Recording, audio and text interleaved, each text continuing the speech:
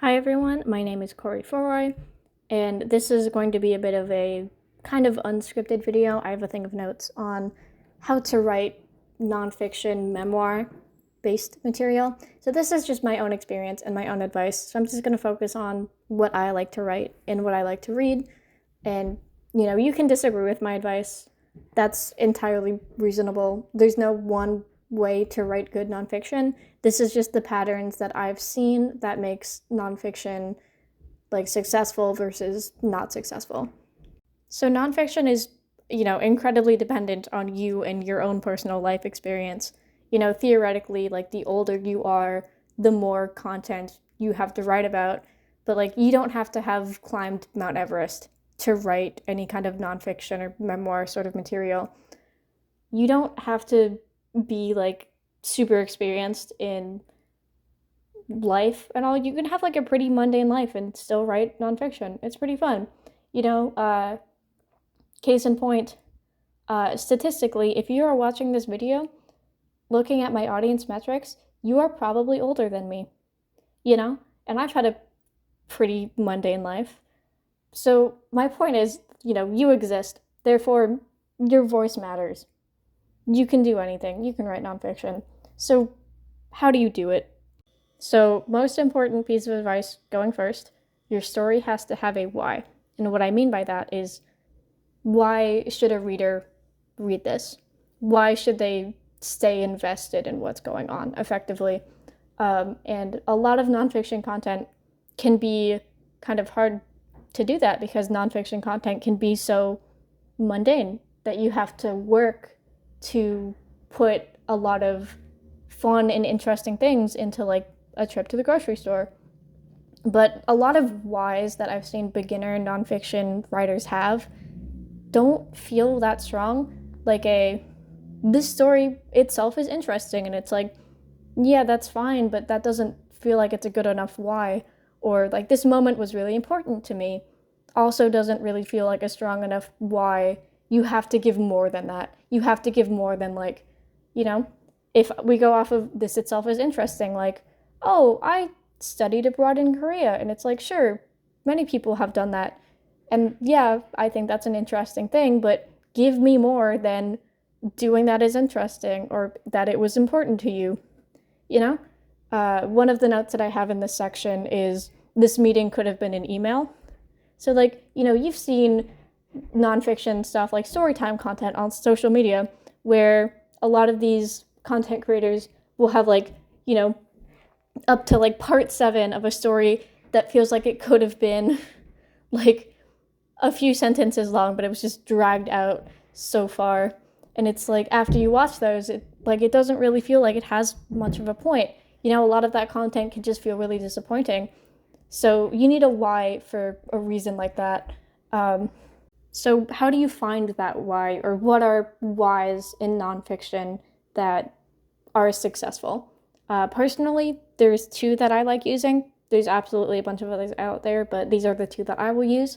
Either A, connecting it to other stories that may feel unrelated at first, but have like a deeper connection to them.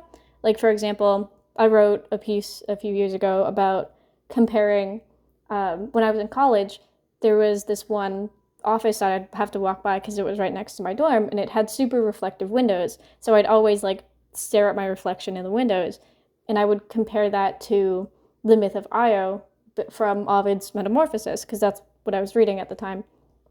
And in Ovid's Metamorphosis, Io was like super kind of freaked out and self-conscious once she becomes a cow.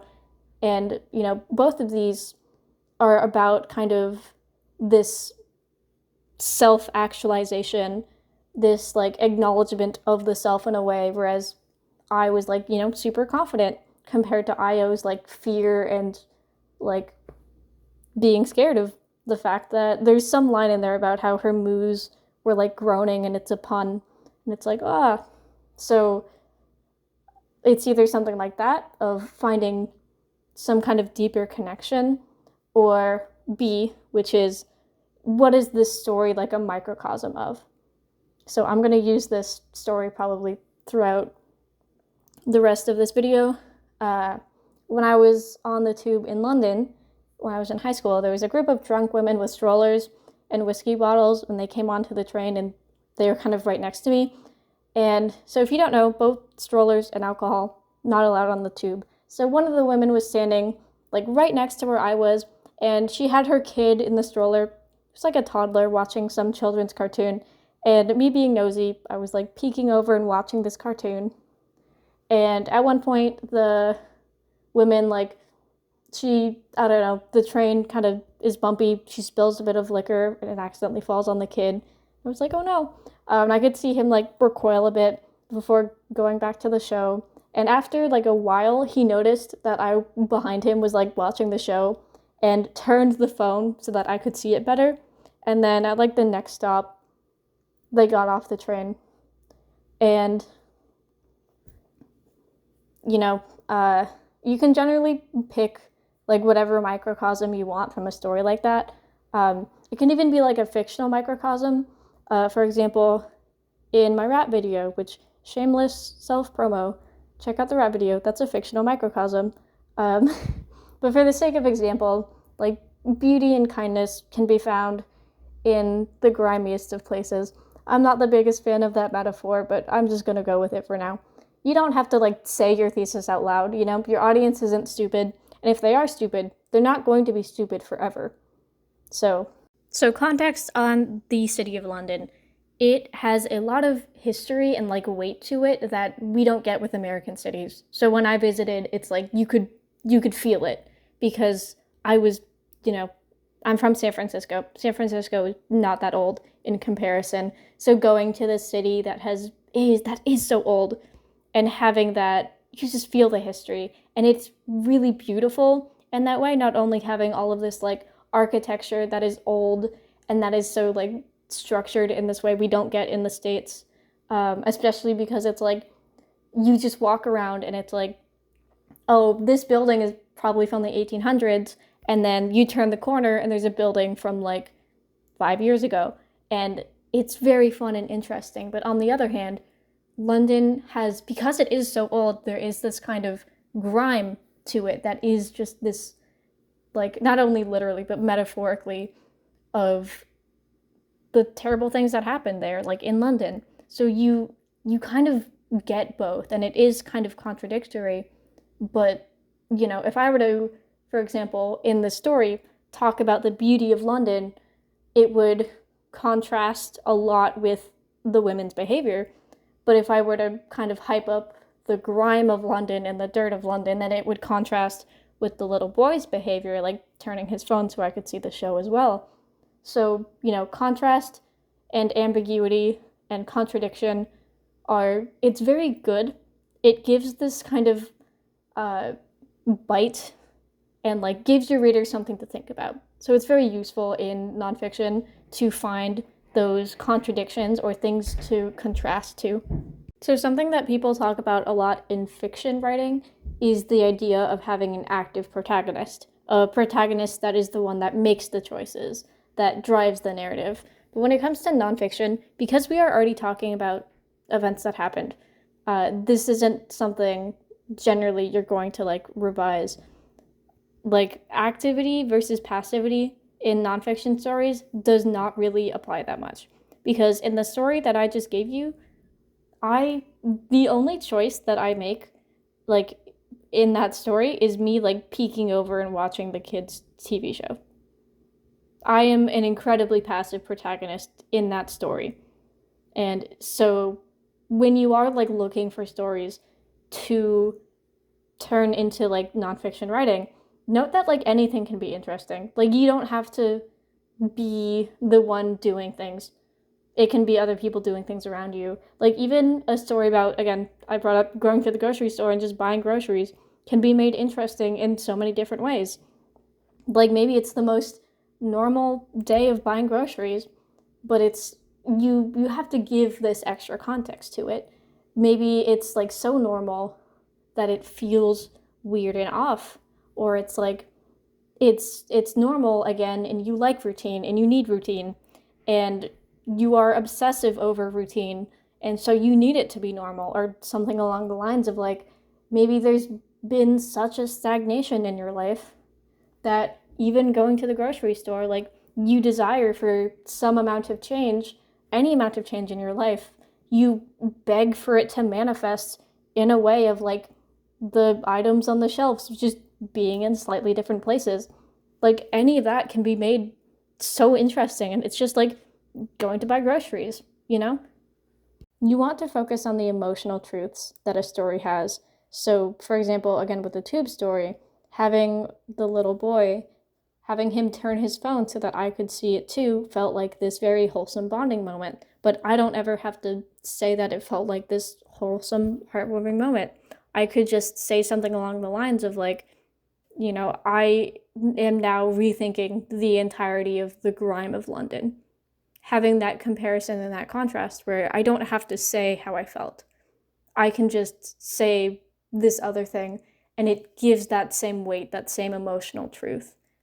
And rather than just saying, it made me feel good. Here's some, like, kind of specific advice. I know a bunch of writers who want to get into nonfiction but are terrified about writing about themselves. So my advice for, like, those kinds of people is that as soon as you put your story to the paper, you are not the protagonist. You on paper, like, is not you from memory, is not you in the moment right now. And so as a side effect of this, because you on paper are not the same as you person, you can lie. You can embellish stuff. Though if you embellish yourself in nonfiction, we can kind of generally tell. And even then, like, lying in nonfiction to make yourself look better is not interesting, if that makes any sense. It's so much more interesting if you tell stories where you made a mistake, where you messed up. Because this, like, idea of self-acknowledgement is so much more interesting to read than, like, you saving the day, So an example is, like, I could say one of the women's, like, dresses was, like, soot black, because it would tie into the idea of, like, grime of what I'd mentioned previously, even though I do not remember what they were wearing. So a lot of this advice that I effectively rambled about is really hard writing advice to take, because it's not advice on writing, it's advice on how to think about writing. And that is stuff that is not instant. That is stuff you have to physically work at and to find for yourself. And, all of the stuff that I talked about, this is my own personal experience. If you go into nonfiction writing, you might relate to some of it, you might not relate to any of it. It just depends on what you find successful in your own writing. So I thought, giving my own perspective would be able to not only help others see what a perspective on nonfiction writing looks like, but to give people a bit of a leg up in, like, what other nonfiction writers think is good and how they generate the thoughts and the thought process behind writing a nonfiction story. Thanks so much for watching. Feel free to like and subscribe, and comment down below, like, maybe your own writing process, or if you thought my advice was garbage, because I think it's really interesting to, like, see how other people think about writing, and this is just a way for me to do that. Follow me on Bluesky if you want unhinged skeets, because they are called skeets, and if this video happens to do well, then maybe I'll make more like it in the future.